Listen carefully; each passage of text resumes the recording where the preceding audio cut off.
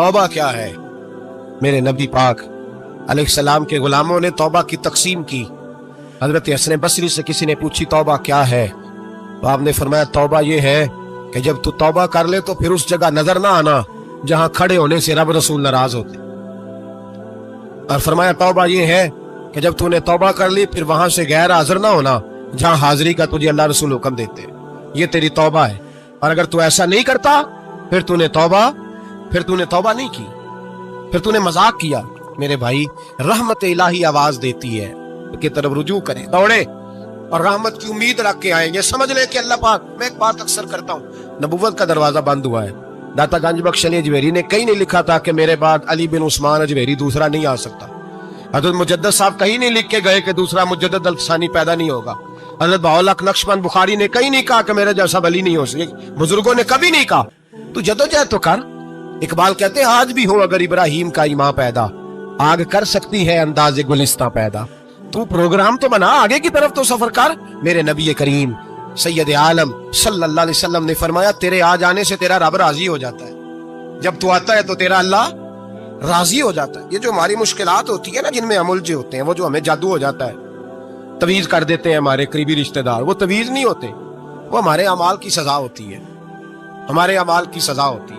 हम वो ढूंढते फिरते हैं कि बाबा मिल जाए, फूक मारे सही कर दे, हालांकि वो हमारे अमाल की सजा है। हमें अपनी तरबियत करनी चाहिए हमें। और वैसे भी दम दुरूद तवीज धागा, मैं अक्सर कहा करता हूँ, मैं कहता हूँ मैंने किसी किताब में नहीं पढ़ा कि कोई बंदा नबी पाक से यमन से दम कराने आया हो, कि मैं हुजूर से दम कराने जा रहा हूँ, मिस्र से आया हो दम कराने, शाम से दम कराने आया हो। मेरे नबी पाक के पास जो भी आया करता था, नबी पाक का दीन सीखने आया करता था। दम दुरूद तो एक ज़िमनी चीज है, जिल्ली चीज है, हो गया तो ठीक है, वरना अल्लाह पाक अगर बीमारी में राजी है तो नबी पाक ने खुद बीमारी को सीने से नहीं लगा के रखा। खुद अल्लाह के महबूब सैयद आलम सल्लल्लाहु अलैहि वसल्लम का विसाल बीमारी के साथ हुआ। तो बीमारी तो मुरीदनी है मेरे नबी पाक की, वो तो कनीज है हुजूर के घर की। आम दाम पर से मतलब खरी तौबा, सच्ची तौबा। और किस तरह की तौबा? मेरे नबी करीम अलैहिस्सलातु सलाम ने एक दिन सहाबा से पूछा एक बात तो बताओ, बुखारी मुस्लिम की हदीस है, या रसूल अल्लाह पूछिए। नबी पाक सल्लल्लाहु अलैहि वसल्लम ने फरमाया अगर कोई आदमी सहरा में सफर कर रहा हो, बहुत बड़ा सहरा हो, ऊंट पर उसका सफर हो और उसने ऊंट पर खाने पीने का सामान बांधा हो, पैसे भी रखे हो, पानी भी रखा हो, थक गया सफर करता करता, दरख्त की एक टहनी के साथ ऊंट की नकेल बांधी और दरख्त के नीचे लेट के आराम करने के लिए।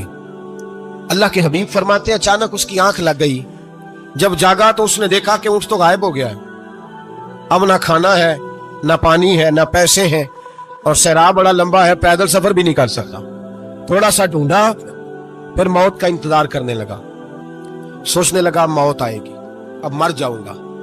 अल्लाह के महबूब फरमाते हैं थोड़ी देर गुजरी, जब बिल्कुल मायूस हो गया था तो अचानक नजर पड़ी तो ऊंट उसका सामने खड़ा था। नबी पाक से सहाबा से पूछते हैं बताओ, उसकी कुल कायनात उजड़ गई थी, राज जाया हो गई थी, हर शय लुट गई थी, दोबारा उसे मिल गई है, बताओ उसे कितनी खुशी होगी। सहाबा कहने लगे या रसूल अल्लाह, नई जिंदगी मिल गई उस बंदे को, वो सारी दुनिया से ज्यादा राजी है।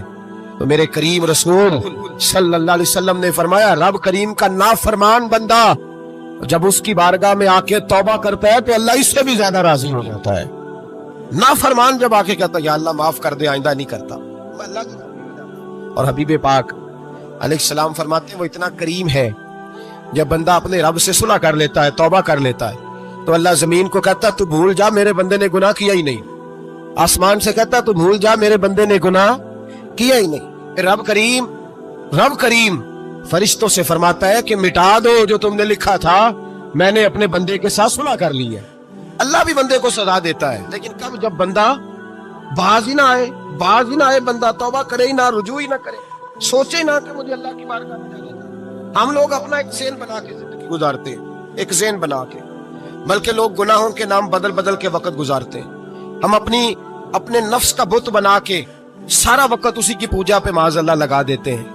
बस ये ठीक है, ये ठीक है और ये ठीक है, चौथी बात सही कोई नहीं।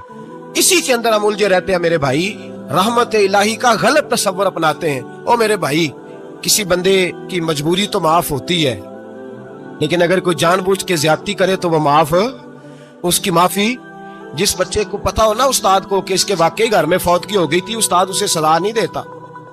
जिसका पता हो कि वाकई ये बीमार था तो उस्ताद उसे क्लास में खड़ा نہیں کرتا جس کا پتا ہو کہ یہ زیادتی کر رہا ہے, جان بوجھ کے کر رہا ہے, استاد اسے ڈنڈوں سے مارتا ہے اور زیادہ مارتا ہے, کہتا ہے تو نالائق ہے, تو جان بوجھ کے کرتا ہے.